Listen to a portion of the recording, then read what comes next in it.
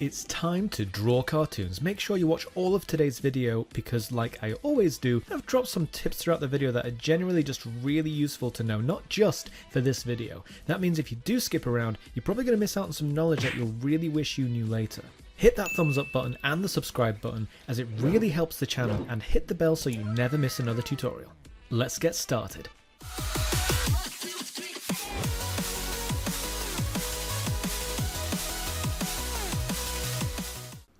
Okay, so let's start with the head. You want to draw kind of like a pill shape for this.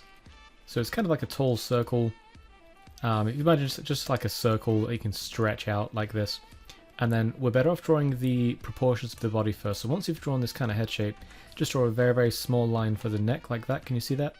And then a very small line about the same width of the head. If you kind of picture how wide this head is, across for the shoulders. And then you want to bring this down into kind of like a trapezium shape for the torso. So it's kind of narrow at the top and it's wider at the bottom.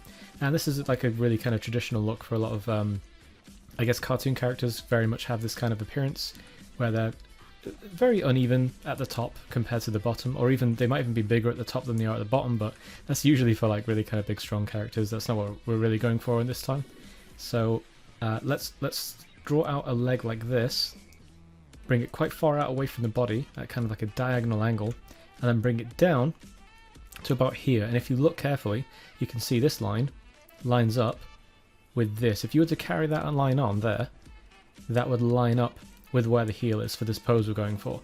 And that's actually kind of good to know generally, because if you're going to do this pose in the future with basically any character that you want in this kind of pose, or this kind of whatever, this kind of action, like ready to jump, it's good to have the heel lined up with the body like this. So I'll show you it again. So this side again, we're going to draw this way out, and then we can bring it back. And again, this is a bit further in because of the angle. He's kind of facing this way, as you can see in the kind of preview underneath. So this goes in a bit further in, but that's okay. Because he's facing this way, this can line up with this. And because this leg will be offset towards us a little bit because he's facing this way, if that makes sense. I can go over that in more detail at another time, but we'll press on with this particular video for now. So now we can just draw a line out for the feet, where the feet are going to be. Maybe you want to turn that into a little block actually, just to kind of block out where the feet are going to go.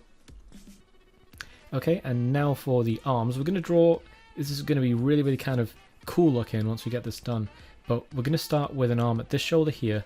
I'm going to bring an arm across his torso and then back up to here. And before we do anything else with that arm, before we even draw like a hand or anything, we're going to draw basically where the sword is going to go over his shoulder. So we'll draw a line across here going behind his head. Kind of looks like it's going through his head actually, but it's going behind his head, and that will be very obvious when we finish the actual drawing. Okay, so with that planned out, now we know how to draw the other arm. If we were to just kind of jump in and draw the other arm, like straight away, we wouldn't really know where to put it, and we'd be at the mercy of where we put our hands for where the sword would go, which isn't necessarily a bad thing. But if you want the sword to be going in a particular direction, like here, like he's ready to kind of swing it, you definitely want to be drawing the sword first and then put the hands on it, as opposed to drawing the hands first. It might feel more natural to draw the hands first. That's definitely not what you want to do in this situation though. So I'm just drawing that kind of typical trapeze shape for hands. I am yet to do a more kind of detailed walkthrough on hands for you, but haven't actually done that yet. I will do it in the future though, just let me know if you want that. And then coming away from the shoulder, again, we're going to draw the other arm. This one's going to have a bit of foreshortening because it's coming towards us a little bit. And we don't really need to bother with the trapezium shape this time, because the actual shape of the hand's going to be hidden by the kind of hilt of the sword.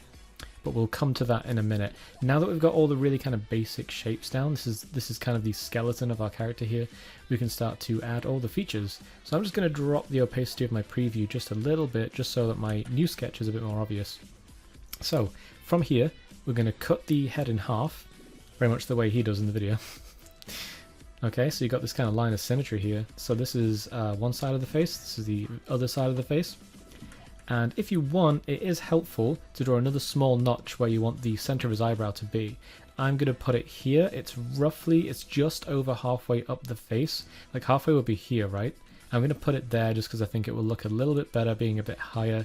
It's not the end of the world if you draw it in the middle though. It's going to look more or less the same, trust me. So now we'll draw an ear, and this ear pops right out. It's like a little backward C shape right out of the center of the height of the head. If you picture the height of the head, that's pretty much smack bang in the middle, isn't it, if you were to cut this in half. And then from there we can basically just draw his hair kind of spiking out. Very kind of anime style when you think about it. These little spikes, have a bit of fun with this. It is hair, so it doesn't have to be like perfectly shaped or anything. It can just be, it can be a little bit wavy if you want, but usually his hair's kind of spiky, so that's probably what you want to go for in this one. So now we'll draw in the eyebrow, so carrying on from that notch that we drew, we can draw this big kind of, it's like a thin sausage actually. And then sitting underneath that we'll draw a nose that just kind of sits, you see that on that line of symmetry there? How it kind of, it starts kind of on it and then comes out a bit for the shape and then closes in on that line when it finishes. And with that nose in place we can draw the eyes. So he's got really kind of big bug eyes, he's a cartoon character.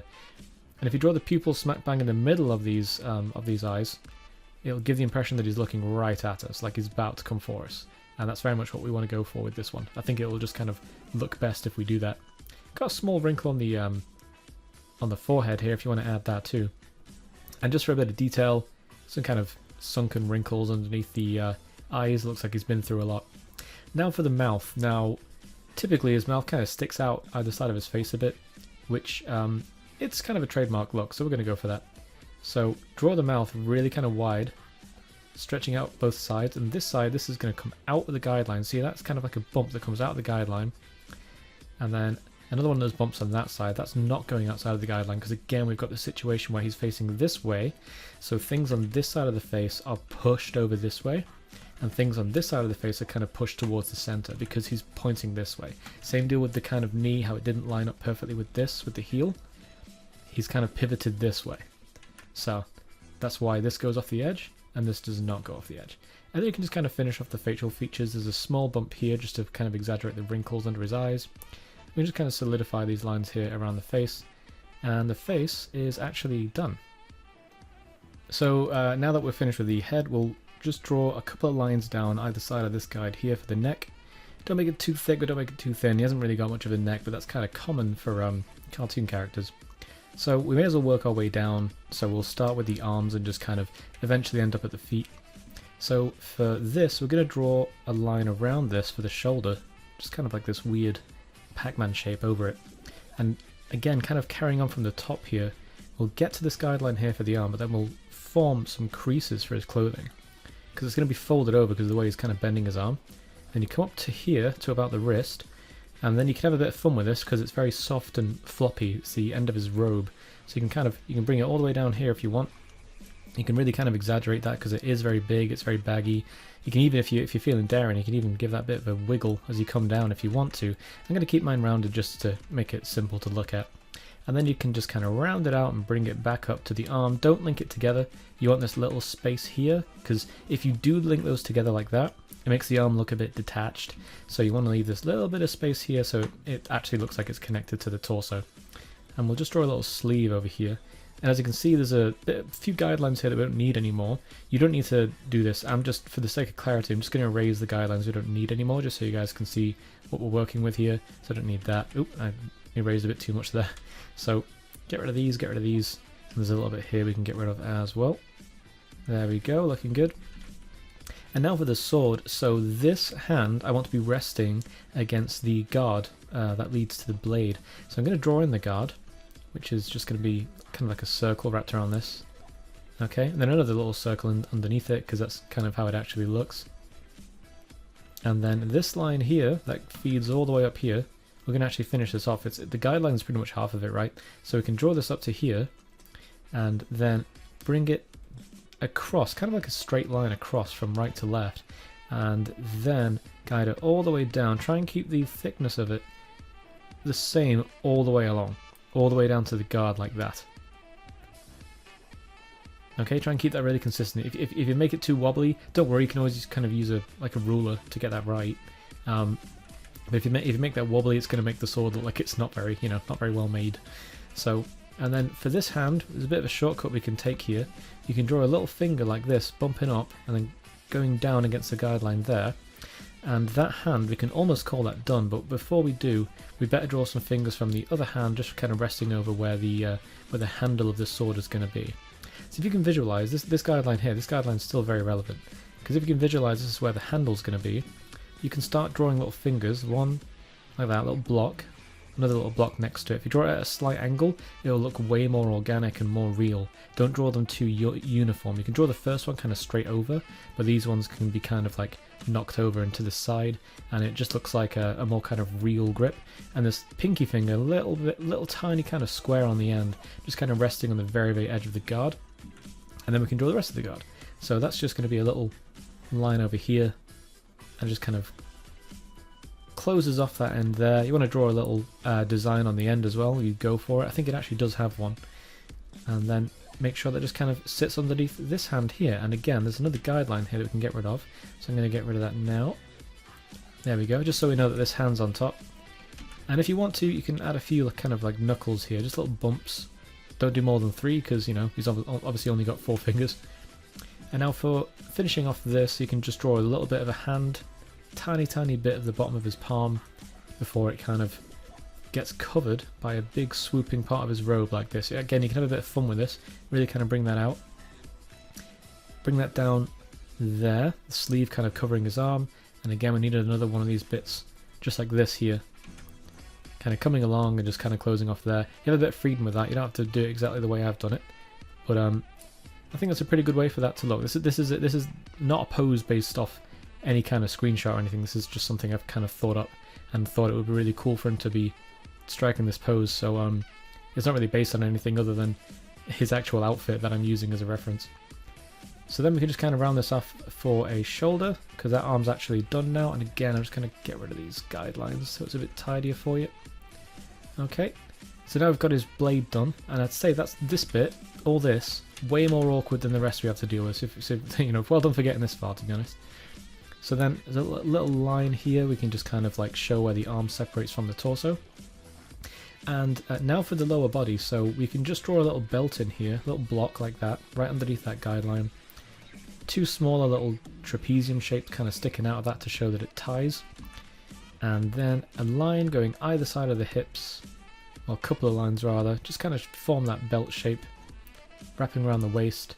Keep that guideline there because that's going to be the very top of his, I don't really know what it's called. Is it called like it's kind of like a skirt, like a samurai skirt. I'm not really sure what the actual name for it is though. And then bring this up to here.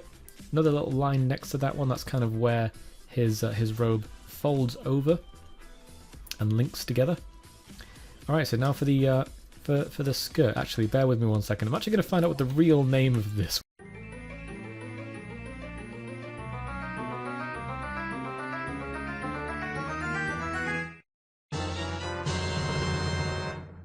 Umanari! Yeah, today I learned. Okay, so to do the Umanari, if I'm saying that right, we're going to just basically bring it right around like this. We're basically just going to act like we're drawing a skirt here. Big kind of swooping shape right over the ankles there. Bring it out past the knees because it's got this kind of crouched stance. So we've got the advantage of just being able to kind of bring this right out. And this actually has a divide here, right? So you can actually, where the heels are, you can... Actually, let's not start it there. I'm going to start it there just because I see a little bit of the heel and challenge you a little bit. So bring it up to here, below the waist, and then bring another line down to about here. And then we can get rid of this bit here. We don't need any of this anymore. There we go. And actually, we don't need any of the leg. So you can actually get rid of that at this point if you want to. You can keep it there as well as a kind of guide for where the legs would be were you to draw them. And at this point, we can draw the back of it as well. So while we're here, may as well draw the pleats. The pleats are the little folds in the samurai skirt, the umanari. Again, if I'm saying that right. Little folds. If you're feeling particularly adventurous, you could actually reflect these folds at the bottom of it like this with little kind of zigzag patterns. You know what? I'm going to do that. I think it'll look better if I do that. So again, just more pleats on this side. Don't have to be too kind of crazy accurate with it. Just kind of keep it loose and keep it fun to draw. And obviously the inside's going to have them as well. So I'm just going to kind of draw those in as well. There we go. Make sure these ones are a little bit kind of closer together than these, by the way, because this is further away, so they're going to appear slightly smaller. So bonus points if you do that too. So we may as well round off the heel here, and then for the feet, this is it. We're nearly done now.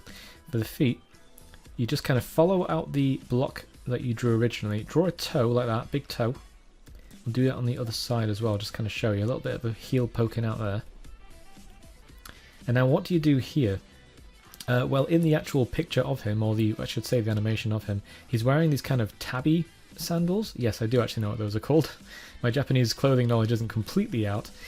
So we can close this off like that against the bottom guideline. You see, that's almost like there's a ring around the toe, right?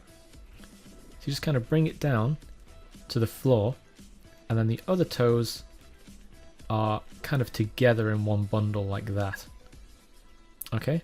And before you draw the rest of the foot, you need to do another kind of ring, just kind of sitting over theirs like that. Try and give it a bit of a curve so it looks like it's actually wrapped over them and not like flattening the foot underneath it. It's definitely not the look you want to go for. And obviously we're missing a sole, so we need to just draw a little kind of sole underneath it. Feel free to make it fairly thick, because the soles of these traditional clothing, they were pretty thick, not super thick. They're not like, you know, 70s platforms or anything, but they're pretty thick, so feel free to give those a little bit of width. Now there's actually one thing that we've missed here, and I wonder if you've spotted it. Can you tell what we've missed here? I'm going to kind of hover my mouse around the area where it should be. It's a sheath, it's a scabbard for his sword. His sword's out, but where's he going to put it when he's done with it? Okay, so we're going to wing it. What we're going to do is just kind of a straight line coming out down here. Draw that as a guideline, draw it softly, and then we're going to build that into a block.